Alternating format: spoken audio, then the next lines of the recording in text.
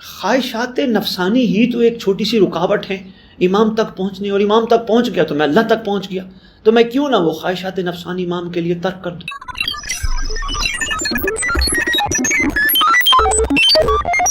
کتاب پرواز روح شاید آپ تک پہنچے، بڑی مشہور کتاب۔ یہ کہتے ہیں جس زمانے میں میں زمانے طالب علم میں تھا تو میری جو سرپرستی تھی وہ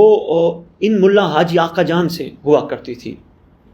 تو یہ ہمیں بڑی ہمت دلایا کرتے تھے، مولا کی طرف متوجہ کیا کرتے تھے، ہمیں حرام سے بچنے کا کہا کرتے تھے، بہت اچھی اچھی خوبصورت نصیحتیں کہا کرتے تھے۔ اور اکثر اوقات کوئی حرم مطہر سے جو آتا تھا، کریم کربلا علیہ السلام کے حرم سے واپس آتا تو پہلے پوچھتے اللہ تعالیٰ سے تم نے کتنی چیزوں کا سوال کیا ہے، پھر سوال کرتے اور کب تمہاری حاجات پوری کی، بلکہ یہاں تک یہ خود بتا دیتے تھے، لکھا ہے انہوں نے کہ تو نے اللہ سے کیا مانگا اور تیری حاجت کب پوری ہوگی۔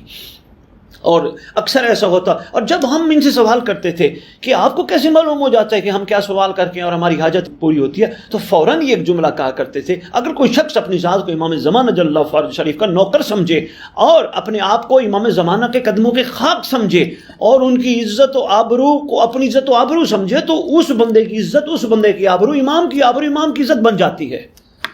یعنی یقیناً یہ وہی والی بات ہو گئی نا، جب کسی لکڑی کو آگ کے قریب رکھا جائے، آگ سے پہلے لکڑی ہوتی ہے لیکن آگ کے اندر جا کے اس کی تپش کے اندر پوری کی پوری ضم ہو کے انگارہ بن جاتی ہے، تو بیائی نہیں، عشق امام کا بھی یہی اثر ہوتا ہے، تو ہونا بھی ایسا چاہیے۔ تو یہ بڑی خوبصورت بات کی کہ کوئی اگر اپنے آپ کو امام کا نوکر سمجھے، امام کی جوتیوں کی خاک سمجھے، اپنے آپ کو بڑا نہ سمجھے، جوتیوں کی خاک سمجھے، تو امام کی عزت کو اپنی عزت سمجھے۔ یہ بھی بڑی بات، امام کی عزت کو اپنی عزت سمجھنا، یعنی کہ میرا کوئی غلط کام کرنا، میرا کوئی نعوذ باللہ حرام کام کرنا اس بات کی دلیل ہے کہ میں جس سے محبت کرتا ہوں اس کی محبت کا اثر ہی مجھ پر نہیں پڑا کہ میں غلط کاموں میں گھرا ہوں۔ میں تو ایسے نام لیوا ہی بنا ہوں، میرے اندر تو وہ چیز ہی پیدا نہیں ہوئی جو کہ ایک عاشق میں پیدا ہونی چاہیے تھی، جو کہ ایک عارف میں پیدا ہونی چاہیے تھی، یعنی امام کی عزت میری عزت، امام کی آبرو میری آبرو۔ اسی طرح وہ کہتے ہیں جو یہ سمجھے تو پھر اس کی عزت امام کی عزت بن جاتی ہے، اس کی آبرو امام کی آبرو بن جاتی ہے، یعنی اتنا ضم ہو جاتا ہے۔ ایک طالب علمی کا واقعہ انہوں نے بڑا خوبصورت بیان کیا۔ وہ کہتے ہیں ایک طالب علم ہے جو امام سے بڑا لگاؤ رکھتے ہیں، امام سے بڑی محبت کرتے ہیں اور دینی علم حاصل کرنے میں مصروف ہیں، اور کہتے ہیں پتہ نہیں کس حوالے سے ان کے اندر عشق امام پیدا ہوا، امام کی طرف متوجہ ہوئے، اتنی ان کی عادت ہوگی اٹھتے بیٹھتے مولا صاحب الزمان، مولا صاحب الزمان، مولا بقیت اللہ، مولا آبا صالح، ہر وقت اپنی ہر چیز میں امام کو شامل کرتے تھے اور اپنے آپ کو امام کے معرفت میں یقین کے مراحل پہ لانے کی کوشش کرتے تھے۔ یعنی اگر کسی چیز میں کوئی مسئلہ درپیش آتا تو فوراً کہتے تھے اپنے آپ کو جھٹک کے کوئی بات نہیں، مولا ہے نا، مولا مدد فرمائیں گے۔ کہتے ہیں ایک دفعہ میں کمرے میں بیٹھا اور میں نے عبادات کرنے کے بعد میں گہری سوچ میں پڑ گیا۔ میں نے یہ سوچا کہ خواہشات نفسانی ہی تو ایک چھوٹی سی رکاوٹ ہے امام تک پہنچنے، اور امام تک پہنچ گیا تو میں اللہ تک پہنچ گیا، تو میں کیوں نہ وہ خواہشات نفسانی امام کے لیے ترک کر دوں۔ یہ کہتے میں نے سوچا اور میں نے کہا اس میں کوئی شک نہیں، آج فیصلہ کر لیا میں نے، خواہشات نفسانی ہی سب سے بڑی رکاوٹ ہے اور میں نے اس چیز سے دور بھاگنا ہے، اور جب میں دور بھاگوں گا انشاءاللہ مجھے امام کا قرب نصیب ہوگا۔ بس وہ کہتے میں دیوانہ ہو گیا، علم کے حصول میں اتنی دیوانگی کی کیفیت ہو گئی کہ مجھے کھانے کی بھی اتنی وہ نہیں ہوتی تھی، تھوڑا بہت جو مجھے تبرک لنگر ملتا تھا، کھانا ملتا تھا میں وہ کھا لیتا، اتنی رغبت نہیں، ہر چیز میں کہتے عشق مجھے امام سے اتنا بڑھ گیا۔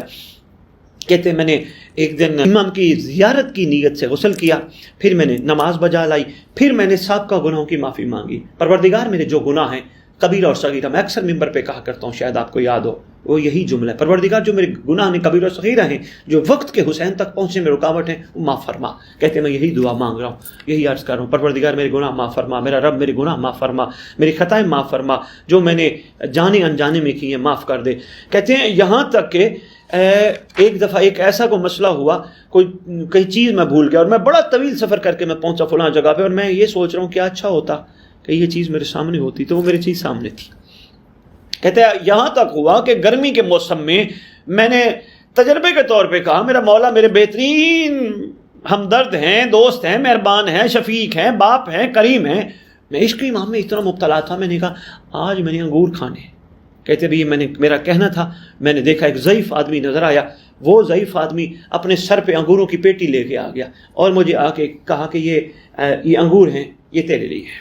اب میں ان سے پوچھ نہ سکا بھئی تو کون ہے، تو کس طرح ہے، یقین کامل سے کامل ہوتا رہا، کامل سے کامل ہوتا رہا۔ کہتے یہی کرم ہوا کہ میری سرکار سے زیارت بھی ہو گئی۔